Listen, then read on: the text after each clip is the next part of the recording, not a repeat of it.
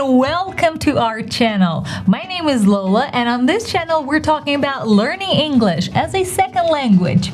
In this video, I'll give you some phrases how to say no politely.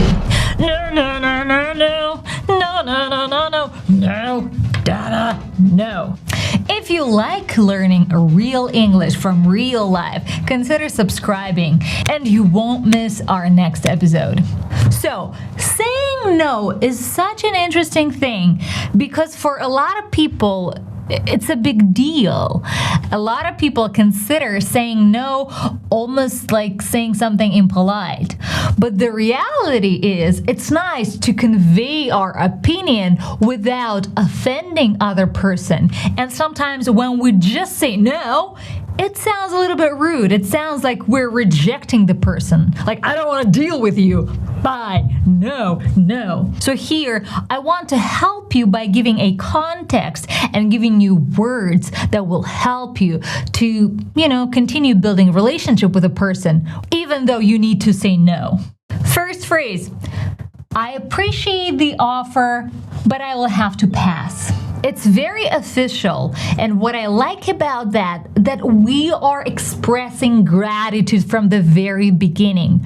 I appreciate the offer. I value it. I'm thanking you for it, but I'll have to pass. Meaning, I will have to say no, like pass, something passing you, and I'll have to pass that opportunity. And this phrase is universal. You can use it in any situation, even though if you're talking to a friend, I appreciate the offer, but I'll have to pass. Or if you're talking about work, you're appreciating it. Thank you for thinking about me, but I'll have to pass. Phrase number 2. I'm gonna have to say no to that, but thanks for asking. Once again, we have this part where we're expressing our gratitude. Thanks for asking. We're not just dropping it. It's not just a heavy no, I can't, I'll pass. No. We always acknowledge the fact that it's nice to be asked. It's nice that people are thinking about us, that they're offering something. And sometimes it even takes guts to ask somebody out or on a date or even for a project. Let's say you want to work with this great professional, but you're like, he will never work with me. And you're like, it's nice to be acknowledged. So we always add something like thanks or thanks for asking or I appreciate it. And in this phrase, I'm gonna have to say no to that. We're using this complicated grammatic construction, I'm gonna, like right now, I'm gonna have to say no. But what I like about it, we are pointing out that we have to do it probably because we have other commitments, we have other things going on. We're all booked up, right? We're busy. That's why we have to.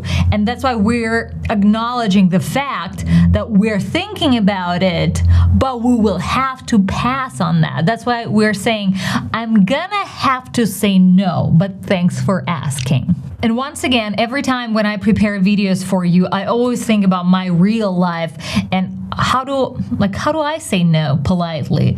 What did I say last time I was trying to say no politely to somebody? And next phrase is my number one in my top, how I say no politely. It is thanks, but I'm good. Thanks, but I'm good is a very, very simple way to say no politely that is used in everyday life. Very often, I use it when I'm asked about food, I guess, or simple services.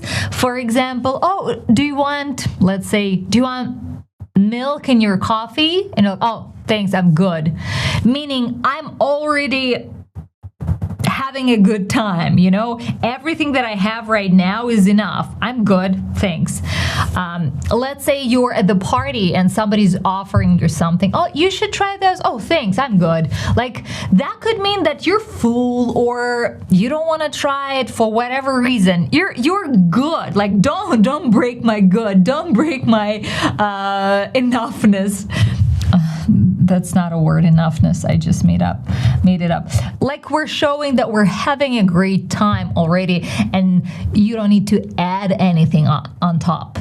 That's why we say, thanks, I'm good. And once again, this phrase is used for simple things.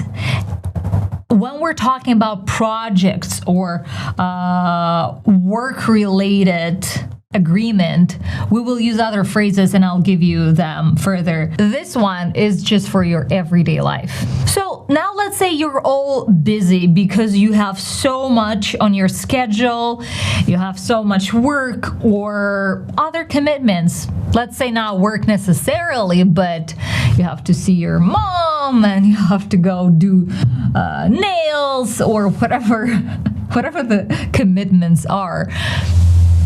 You could say, I'm all booked up. Raincheck. And when we say I'm all booked up, it doesn't mean that somebody booked us. We could book ourselves, you know, putting stuff on the calendar. Let's say I know that I need time, let's say, to plan a family holiday, and I set this time on my calendar for Saturday afternoon. It's important for me. That's why, like, I book myself for that. That's why when we say I'm all booked up, that means I have other commitments, other things that have been already planned.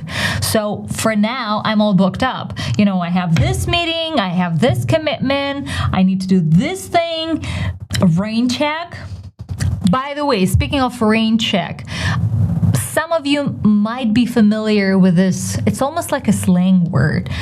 I think we've talked a lot on my channel about this word, but if you don't know what Raincheck is, it's when we are asked to do something. Let's say, let's go to a concert, but we've already made plans for that time slot earlier. So we say, let's do it next time, but let's do better planning. Like, let's talk about that in advance so we can find time that works for both. Raincheck. And the etymology of this word comes to the baseball games when it was raining and you would get a ticket to come to the next game or next time, and they call them Raincheck, as I remember. So nowadays, people use it in the context of, like, you know, let's plan better next time. Last time I used it, I invited my friend. Like, I saw an ad about the exhibition and I'm like, oh, let's go see this art installation. And she's like, we already made dinner plans. Raincheck, meaning let's do it next time. Let's get better at planning. Now I will give you phrases how to say no politely with a feeling that you actually want to do what you are offered to do, but you can't. Not this time, but keep me in the loop for the next time. Once again, keep me in the loop. It's a colloquial English, meaning like keep me informed, keep me in mind, in the loop of communication regarding this issue, right? Or a project. So keep me in the loop for the next time, meaning I can't do it this time, but maybe, let's say we're talking about a movie project. I'm busy now, but next project you're having, I would love to join. Keep me in the loop for the next time. And this very first part of it, not this time, I think it's beautiful. You know, not this time, meaning it's time for everything. But if it's not working out now, it means not this time, but maybe next time. And it has hope in it. And we love hope. So if you want to express that you do have an interest in it, you could say, not this time, keep me in the loop for next time. Same feeling, different phrase, which I personally use, and Those are used in a context of work very often. And thinking about myself, I thought about 2 projects that I said no to, and that's exactly how I said no to it. I'd love to, but I have other commitments at the moment. And it was true. I started with I'd love to, like I want to do it. What a great idea, what a great offer. Let's do this show together. And you're like, well, I'd love to, but I have other commitments at the moment. Meaning I'm already so booked up with work. I have other things that are important to me. I have other commitment. I'm committed to that. I'm committed to my projects. Those are my commitments. That's why I have to say no, but I would love to. I would, but I can't. Similar vibe. I wish I could, but it's not possible right now. I wish I could, I'd love to. They all say that you would love to do it. I wish I could. I wish I could, but it's not possible right now. And right now tells us that maybe next time it is possible. So keep me in the loop. And the next phrase is more general, but once again, this complicated construction, which I like. I'm gonna have to pass this time. And then we had maybe next time. I'm gonna have to pass this time, maybe next time. I love that you are inviting for the next arrangement to happen. So let's say your friend is asking you, let's say a guy you like is asking you out, and you don't want to give the details why what you're so busy with 5 kids, but you're saying, I'm gonna have to pass this time, I have to do this. I have to say no, but maybe next time, maybe we can arrange something for later, maybe another time. And now, couple phrases that could be useful to you when you're saying no politely, but you're actually like you hate saying no to these projects. Me personally, last time I got asked about doing a project, I got asked by a very cool guy. I love his work. Everything he does is hilarious. It's so cool, but I couldn't physically do it. So first of all, I've used the phrase, thanks for thinking of me. Like I really appreciate that you considered me for that you and your beautiful mind thought about that project. And you're like, oh, what about Lola? That's why I really want to point it out. Thanks for thinking of me. And honestly, let's say in Hollywood, people use this phrase a lot because sometimes there are a lot of opportunities and you want to keep, you want them to keep you in the loop for the next one, but you can't do this one. So you would say like, thank you for thinking of me. I appreciate it. I express my gratitude, but I'm not able to commit right now, or I have other commitments this time. And this form, I'm not able to commit, once again, it talks about our ability. Can we or cannot? Let's say you're pregnant, but they want you, for a swimwear photo shoot. You're just not able to commit right now, That's why you're thanks for thinking of me. You're thanking them, but you're just not able to right now. Next time. And the last but not the least, similar situation when you're offered something.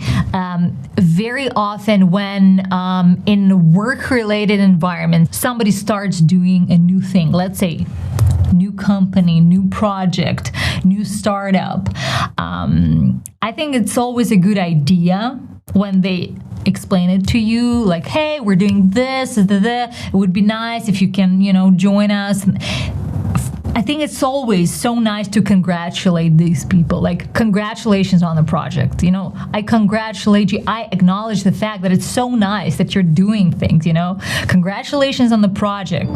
That sounds great, but I have other priorities at this time. So you're not making them feel small. You are aware of their accomplishments, you're like, that's great, congratulations. But I have currently, I have other priorities, like my, let's say, current job is important to me, or my family is important to me, or my mental health, whatever the priority you have. And let's say your priority right now is building a family. So congratulations on the project. I'll have to pass on that. I have other priorities at this moment. Okay, those were the ways to say no politely. If you want to practice saying these phrases, pronouncing these words, getting feedback on your pronunciation from our AI, download LOLA SPEAK app, because after each YouTube video, like every YouTube video on our channel has a practice pack inside our app. So you're watching content here, let's say you're cooking, or I don't know, you're doing dishes, or you're driving, and then, oh, it's nice, it's interesting.